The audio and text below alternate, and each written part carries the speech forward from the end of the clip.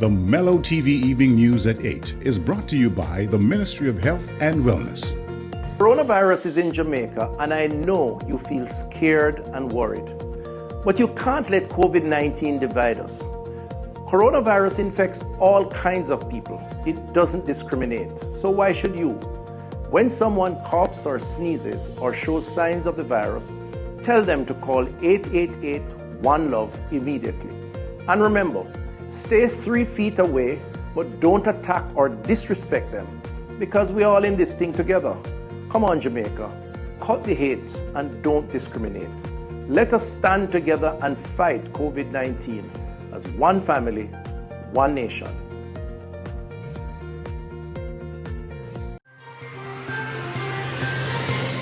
Tonight, Denham Town Police are asking residents for help to identify a woman's body discovered along PECHON Street on Saturday.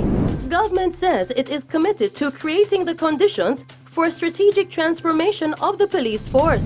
Still tonight, Sugar Company of Jamaica Holdings Limited makes plans for farmers in Goldengrove to continue having access to farming lands. And Minister of Culture Olivia GRANGE announces that Shaggy, MARCIA GRIFFITHS and Ken BOOTHE will be honored during Jamaica's independence celebrations tomorrow.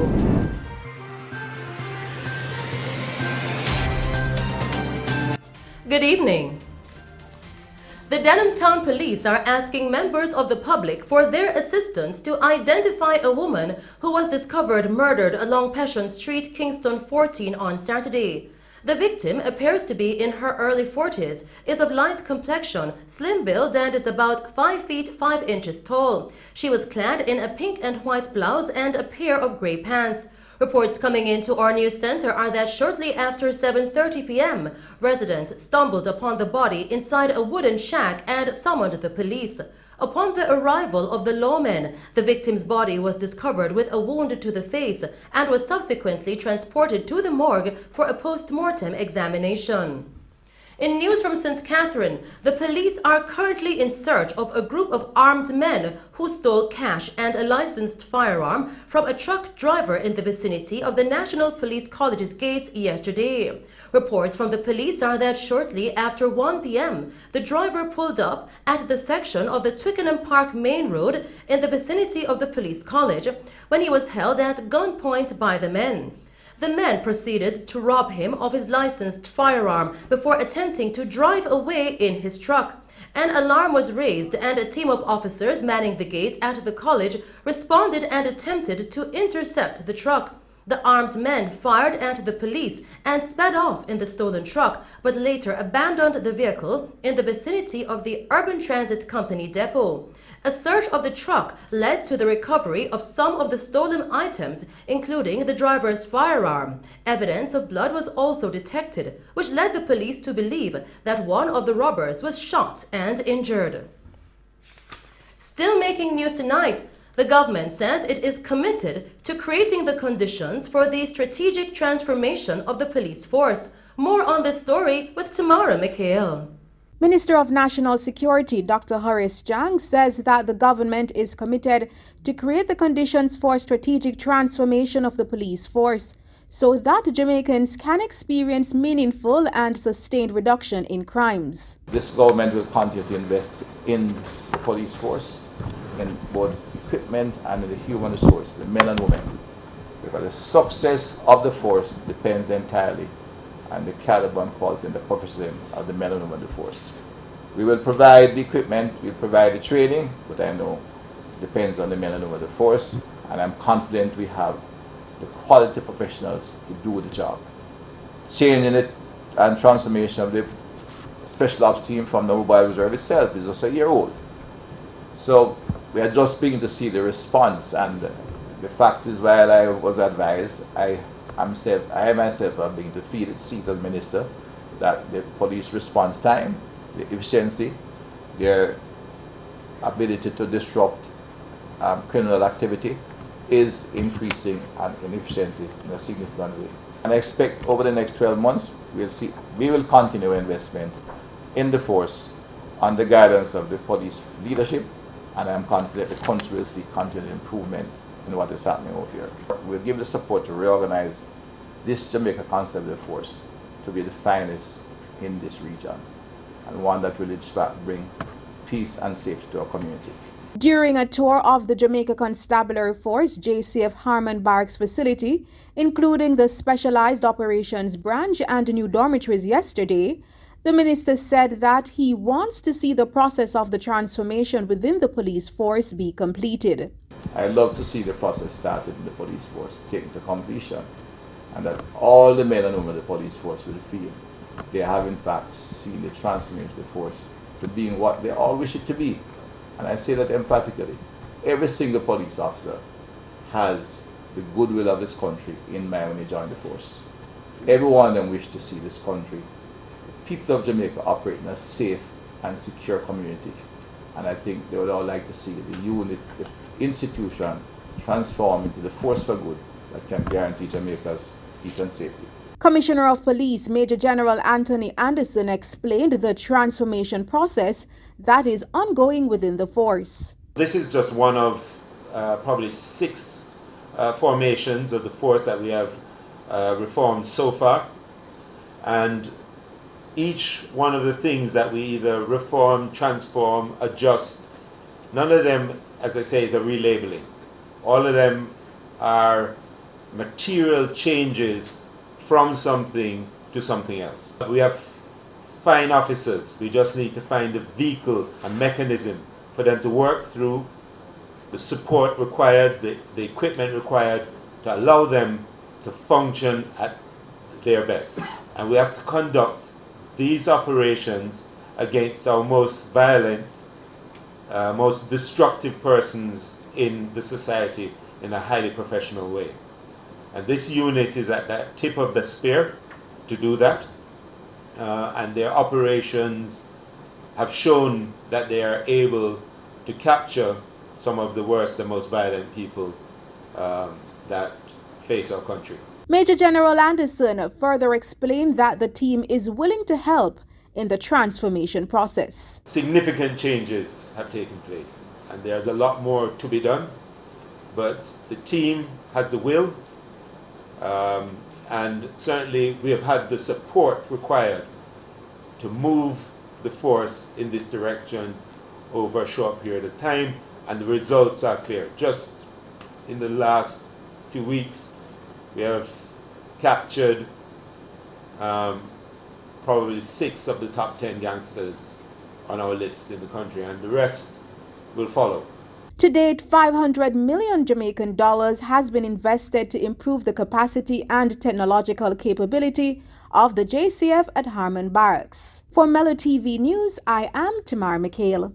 In other news, the hearing of dancehall entertainer Leroy Russell, popularly known as Tommy Lee Sparta, is set for August 10, 13, and 14, following yesterday's sitting, which was held via a Zoom conference at the Freeport Police Station in Montego Bay, St. James.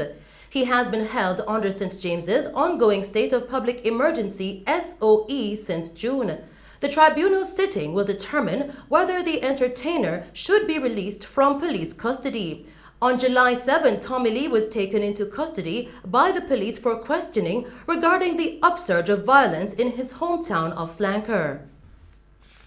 Continuing with the news, the Sugar Company of Jamaica Holdings Limited, SCJH, has outlined plans for several farmers in Goldengrove, St. Thomas, to continue having access to farming lands in the parish. Here's Colleen May with that story. Managing Director of the Sugar Company of Jamaica Holdings Limited, SCJH, Joseph Shuker, met with several farmers in Goldengrove, St. Thomas to outline plans for them to continue to have access to farming lands in the parish. Mr. Shuker, in speaking with the farmers, said that the leasing agreements will be developed for both farmers that want to remain on lands that they currently occupy and those that are requesting to be placed elsewhere. Government's intention is not to make money out of them, but for them to grow crops, to better the national economy and to create a livelihood for their families. That is how we reap our reward, by their productive activity which benefits the economy. Secondly, there is a group of farmers that want to be placed elsewhere, and they too will be placed elsewhere with leases. The message is, farmers, stay where you are. An SCJ team will visit each of you. We will determine your situation and we will regularize you with a proper lease agreement. If it is where you are now and that's where you want to stay, then you will have to stay there. And we will work with you there, and we will work with the lessee as well, who has indicated a willingness to cooperate.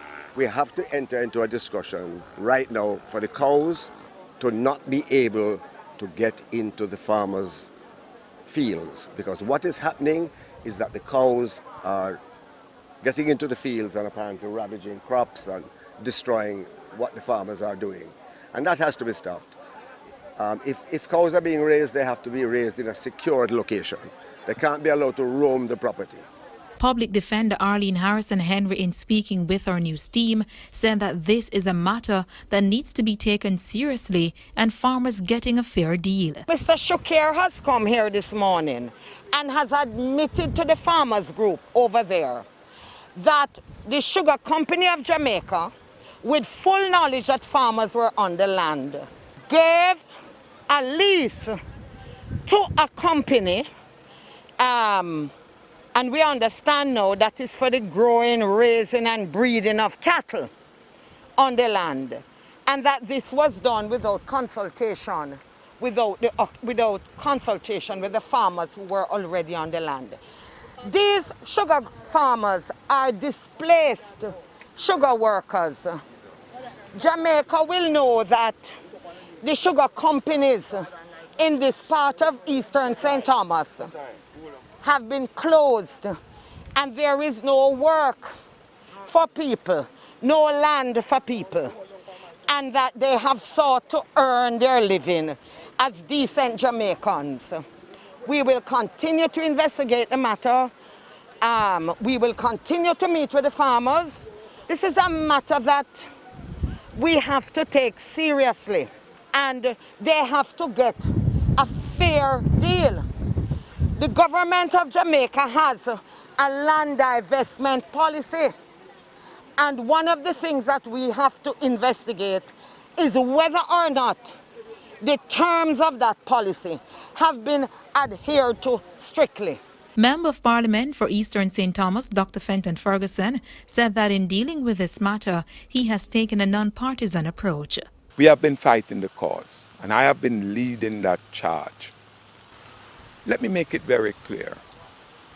I have taken a non-partisan path in dealing with this matter. I believe that when we go back and look at the scripts, history will be kind to myself and those farmers who have been out there pushing to ensure that justice is done.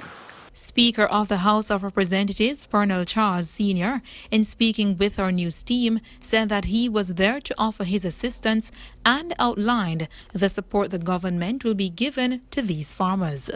The Minister of Agriculture has advised that lands in the Goldengrove area that's owned by the government will be distributed to cane farmers, and that the government will also assist them in putting these lands in production. CJ word is final. The word is give them 2 weeks. They will make available land to cane farmers, and we are awaiting that. Confusion must be removed, and all the various representatives need not to represent until there is something to represent. A lot of people out here have never been cane farmers. They want land, and I have a problem with that. However, the lands, as Dr. Charles has said, has been designated to go to farmers in the area, and I have promised to assist them with implements for plowing, and the government has also promised to give them some support to start their farm on the land. What is the problem? Reporting for Mello TV News, I am Colleen May. In other news tonight, the Jamaica Customs Agency, JCA, is reminding persons interested in purchasing goods on auction, including motor vehicles, to comply with the agency's standard operating procedures in order to prevent being scammed by persons purporting to be able to sell vehicles on customs auctions to them. Persons are being advised to report the matter to the police if they believe they are victims of a scam. The JCA is asking the public to note the following guidelines that stipulate that all public auctions are advertised in the newspaper 30 days before the date of the auction. All motor vehicles are sold through competitive bidding, and no individual bidder is accorded special treatment or privilege. The agency will not use email or telephone to offer items for sale, and all payments are only to be done at the Jamaica Customs Agency's cashier on the day of the auction. Persons wishing to participate in an auction must register through the JCA. The agency also takes this opportunity to remind consumers that due to the onset of COVID-19, the agency has suspended the hosting of public auctions until further notice. Auctions done by private treaty are, however, still being undertaken. Persons may call the agency at 876-922-514028 for details. In other news tonight, Minister of Culture, Gender, Entertainment and Sport, Olivia GRANGE, has announced that Jamaican musical icons Shaggy, MARCIA Griffiths and Ken Booth will be honored during Jamaica's independence celebrations tomorrow. The minister says all three entertainers will be presented with Jamaica's Reggae Icon Awards at the Independence Spectacular, a virtual edition of the annual Independence Grand Gala. Minister GRANGE says COVID-19 has forced us to change many things, but it will not stop us from celebrating our country and outstanding Jamaicans who have been such great role models and inspirations. The Independence event will be held without an audience at the National Arena in keeping with the necessary restrictions on gatherings to reduce the spread of the coronavirus COVID-19. It will also feature presentations in music, drama, song, and dance from some of the biggest local and international acts from Jamaica. And those were the stories making news. I'll return with a recap. We'll now take a break and then join Christopher Scott with sports. Coronavirus is in Jamaica, and I know you feel scared and worried. But you can't let COVID-19 divide us. Coronavirus infects all kinds of people. It doesn't discriminate. So why should you? When someone coughs or sneezes or shows signs of the virus, tell them to call 888-1-LOVE immediately. And remember, stay 3 feet away, but don't attack or disrespect them, because we're all in this thing together. Come on, Jamaica. Cut the hate and don't discriminate. Let us stand together and fight COVID-19 as one family, one nation.